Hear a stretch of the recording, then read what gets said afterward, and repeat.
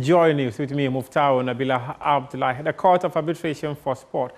They have rejected Kim Faisal's request for a stay of execution on the Ghana Football Association Ordinary Congress decision to pass resolutions that will have the president of the football governing body stay in power beyond 2 times.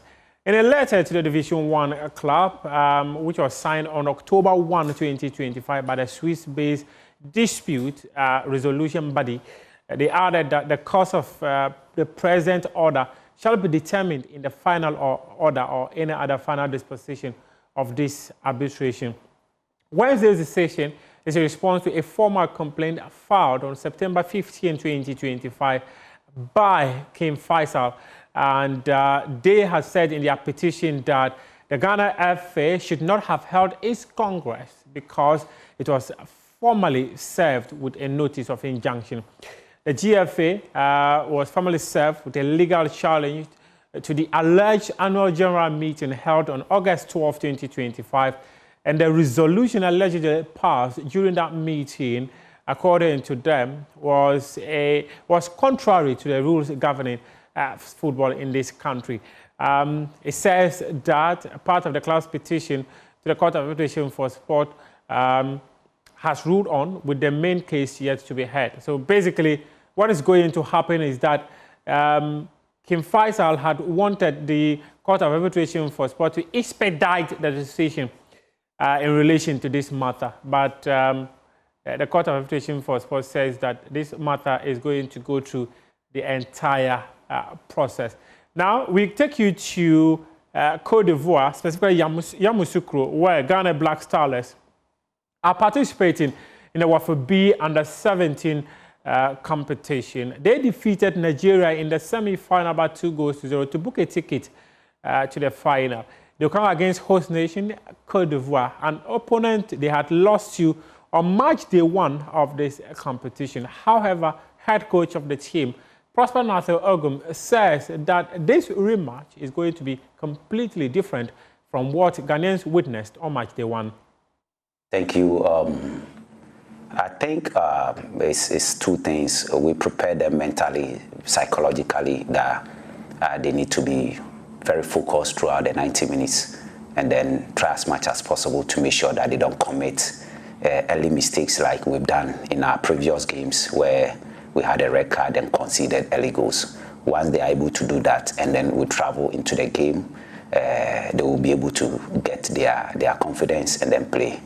Tactically, we realized that the Nigerians, their number 4 is the jersey number 4, which is the defensive midfielder. He's the link man. He tries to wipe behind the opponent, receive the ball, and then play either to their number 11 or their number 7 on the wide area. So what we did was to make sure that we also change our structure into a 4-4-2 and make sure that we sandwich him so that he doesn't get the supplies to be able to connect with his teammates. And once we were able to do that, they had no option than to resort to the long balls. And then we had also anticipated that if we are able to sandwich him, if we are able to prevent their captain, the number 4, from connecting with the midfield and the attack, the next option they would do is to play the long ball. So we also got ready for the long balls, especially the first balls, the second ball. So if you look at the game, throughout the game, the first balls, the second balls, about 80% to 90%, we won them. And then we've been able to turn some of them into offensive transitions where we could have even scored out of that. So tactically, we just played their captain out, and that was it. It will be a different Ghana. Our structure will be different. Our mentality, our character, everything will be different. They defeated us in the group stage, so fortunately we've been able to play them. So we know what to do. We'll go back and then prepare ourselves in terms of our mentality, in terms of our character, how we need to stay focused on the field. Tactically, we also have to re-strategize to make sure that we meet them boot for boot. Boot for boot. And talking of boot for boot, there was nearly a boot for boot just a few days ago at the Accra Sports Stadium and later at the Ministry of Sports and Recreation, when some stakeholders within the boxing fraternity massed up to the Accra Sports Stadium in search of the Director General of the National Sports Authority. Jampo for Ankara, and later they went to the Ministry of Sports and Recreation, and there was an emergency meeting with some of these stakeholders within the boxing fraternity. This follows a decision by the National Sports Authority in conjunction with the Ministry of Sports and Recreation to suspend all professional boxing activities following the demise of Ghanaian boxer Ernest Akushe. He died on September 23, but the fight happened on September 12. A 9-member committee has been inaugurated by the Sports Minister Kofi Adam to oversee the governance of boxing in the country for the next 3 months. And in fact, in that press engagement, I asked him a question because when he spoke for nearly an hour, at no point did he mention the tenure of that committee. I asked him whether if they were going to be working in perpetuity. That's why he clarified that they were working for 3 months, but they have a window to ask for an extension of 30 more days if they think that some of the things they want to do for boxing in the country would not be ready within the 3 months that has been given to them. But one area he's asked them, however, not to touch is the delegates of the Ghana boxing fraternity. We've been joined in the studio by one man who has invested heavily in boxing. You recall that about 11 years ago, one of the biggest fights that happened in Ghana, Bukom Banko and Ayite Powers at the Accra Sports Stadium. The brain behind that fight is currently with us here, Alex Interim of Box Office Promotions. Thank you very much for your time. Thank you very much. I hope you're doing well. I'm doing good, brother. Thank you for your time.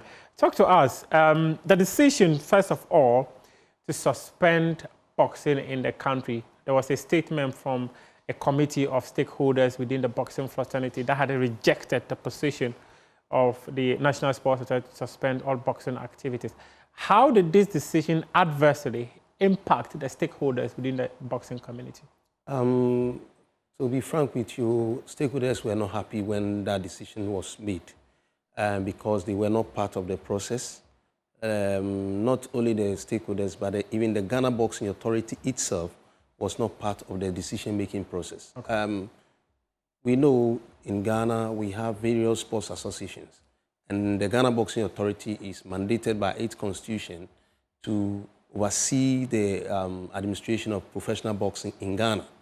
Yes, the National Sports Authority has oversight responsibility for all sports in Ghana. Yeah. And the government of Ghana has the responsibility of making sure its citizens are safe. Yeah. So whatever the issue may be, we believe there should be a dialogue between the National Sports Authority and the Ghana Boxing Authority so that they can come out with something that the Ghana Boxing Authority, who should be the body to announce if there should be any emergency window. So you felt what was done was unconstitutional? Yes, it was unconstitutional because the National Sports Authority has no power to dissolve the GBA board. That has been done.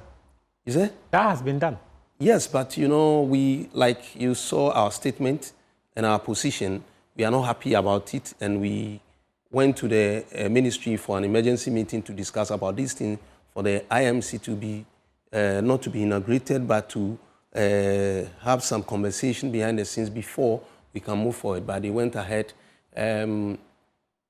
We are in a civil country. Yeah. There are many ways to protest your grievances. Yeah. If you want to come to the table for a dialogue and the authorities are not ready to listen to you to act on it, there are other ways that you can protest your grief.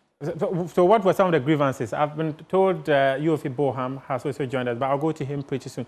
What were some of the grievances that you tabled before the Ministry of Sports and Recreation and National Sports Authority when you met them on Monday? Okay, the IMC issue came into the picture from the fallout of the 7-member committee that the Ministry of Sports and Recreation set up to look into the death of Gabriel Oluwase Olaruwanju's death. Yeah. And at the end of the day, there were some recommendations. But we said that the IMC, the reason for the IMC was that when Kotenikwe was there, all the rules and everything that is to safeguard boxing and the boxers in Ghana are already they're sitting in the rules and regulations book that we call it the Green Book of the Ghana Boxing Authority, and it's internationally the same thing that we have it here. Okay. So what we said was that Kotenikwe was the one who was not working with the rules and regulations as well as even the Ghana Boxing Authority's constitution. Okay. So a lot of people that went to that committee, they complained bitterly to the committee, and the committee saw that if they were to leave it like that, he would not be willing to work with the rules and regulations. So they have to take him out to bring an IMC. But graciously, he bowed out by resignation, and by the GBA constitution, Roger Bano was the one that took over. I can tell you that I even took Kotenikwe and the GBA to court because he didn't want to work with the GBA constitution. And I had a judgment on that the GBA has a constitution, and anything that is done contrary to the GBA constitution is an infringement of the constitution and is null and void. Okay. So I can tell you that the IMC taking over the mandate of running professional boxing in Ghana is inconsistent with the GBA constitution. So you will go to court again? Maybe, if the authority will not listen to us. So at this point, you are against the body that has been constituted to govern? Not really against the board, but the way and manner that it was done. If they could rectify things, that they sit with us and we could go to Congress and Congress to endorse these people, then we see that it's Congress that has power to bring people on board to manage Ghana Boxing Authority. The issue here is about the power to appoint and the power to disappoint. That is the issue here that we are contesting, because if we allow Yampe Frankres National Sports Authority to make decisions for us, like taking a constitutionally mandated Ghana Boxing Board away and bringing, then we are giving him some powers that in future, other governments, subsequent governments that will come into power may want to do the same thing. Okay, let me go on the phone and speak to Mr. Yofi Boham. Mr. Yofi Boham, in fact, he's a veteran boxing promoter in this country and a boxing manager. In fact, he was behind the likes of Azuma Nelson. And interestingly, Azuma Nelson is his son-in-law. Mr. Yofi Boham, thank you very much for your time. You've been hearing from Alex Ntiamwa in studio about some of the reservations they have about the committee that has been set up to oversee the governance of boxing in this country. You were there because I personally saw you. Even in fact, you got up and made a contribution to what you thought the committee should do. Based on what he's saying, a constitutionally elected body has been taken away from office. If you are to advise these two parties, what would our message to them be, so that boxing, which was used as a tool in the early 1980s to unite this country, currently is at crossroads, and this shouldn't be a sport that should be at crossroads? Mr. Yofi Boham. Yes, I'm here. I haven't heard what has transpired at the moment. What I was just saying was that yes, the stakeholders within the boxing community are unhappy about the fact that a constitutionally elected body has been sidestepped and an interim management committee has been put in place to oversee the governance of sport. And this is a sport that I've mentioned. In fact, you were there in those 1980s during the junta where Ghana was divided. But because of the successes of a boxer like Azuma Nelson, this country was united. So through boxing, a divided country was united. But the sport that actually united the country at the junta period is now at crossroads. So what advice will you offer to them? What has happened, which has brought about this action, yes, is something which is very worrying. And if it's worrying, an authority is needed to put things right. Okay. So the IMC has been inaugurated by the National Sports Authority. Yes. I think it's because the NSC,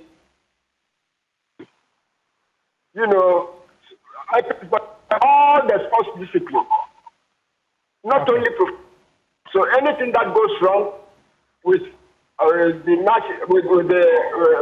wrong with any Sport in this country, yes. any discipline, has every right to put things in order. Okay. So I see nothing wrong in this IMC that has been inaugurated. It's been inaugurated because things were going wrong. Things were being done wrongly. Just imagine how fights are ended. Just imagine fights, boxing, which people pay to go and watch, and the event will come to an end at 4 a.m., 3 a.m. But Mr. Boham... Is it right? Okay, Mr. Boham, let's stick to the facts here. Is it constitutionally right for the National Sports Authority to take out a constitutionally elected body and to replace them with an interim management committee? Is it right? Well, it depends. It depends on what was going wrong. Okay. You shouldn't sit down and say because it's been constitutionally elected. Okay. So if you are to advise the IMC, what about the political party which faculty that we have that with a constitutionally elected government? So, Mr. Boham, I'm running out of time, but I just want to ask you a final question. What should the interim management committee for professional boxing prioritize the most? What should be the key thing that you think they should do? I think they should first and foremost see to the safety of the boxers. The boxers. Okay. Everything that goes with safety should be tackled with all seriousness. Okay. That is it. Okay. Yes, because the health, the boxer is paramount. Should be paramount to everybody. Okay. All stakeholders. So that boils down on safety, and safety and health. The medicals should all be taken up seriously. Those things should be non-negotiable. Thank you very much, Mr. Yofi Bohan. Let me come back to the studio to you. As a key investor in the sport of boxing, you are into business, or you are in business because boxers exist. Yeah. If boxers die, 2 boxers die in the space of 5 months, and you have the power to sanitize a system, and you do not take or exercise that power, that clearly will also be you indirectly or inadvertently enhancing the wrong things to be done. As a key person, did you follow through what the required things to be done are, to be done, so that you can ensure that you are able to promote your boxing events? And the Ghana National Sports Authority stepped up and said, no, you cannot do it. Did you do the right things? Okay, actually, what I believe the National Sports Authority should have done was that by the virtue of LI 2477, the National Sports Authority has some powers, but their powers are limited. But it's very, very, very heavy that they can control things. They have the power to revoke their license and power to issue licenses. So they could have evoked the license. What we believe was that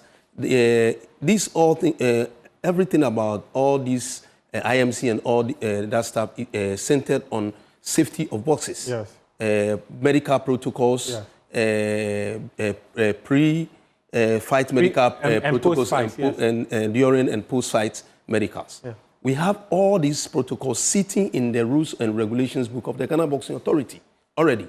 Somebody decided not to work with it, and it landed us this far. What I believe was that the National Sports Authority could have sat with the Ghana Boxing.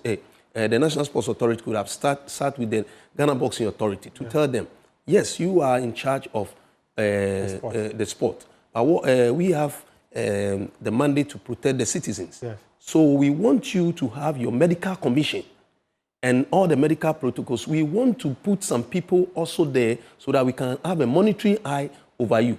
That will be the requirement that we want from you. If you fulfill that requirement, that will be the only way we can assure that boxers will be safe and so that we can give you your license. So maybe they can suspend the license maybe a week or two, and then they can discuss about all these things. And then when they are satisfied with the conditions of the rules and the safety protocols and all that stuff, then they can give back their license for them to operate as legal as possible. Why is there an issue if this interim management committee can still issue licenses for you people to fight, sanction bouts?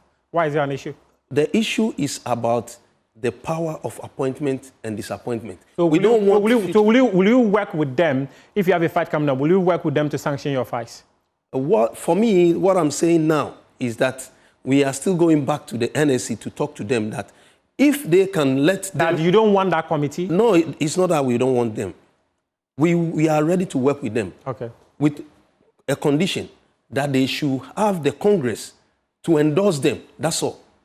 But they're saying that they have only 3 months to work, and after those 3 months, they'll go to Congress and organize an election. Wait, Congress can be convened just within 3-4 days. We can have all the stakeholders coming together so that they can endorse them.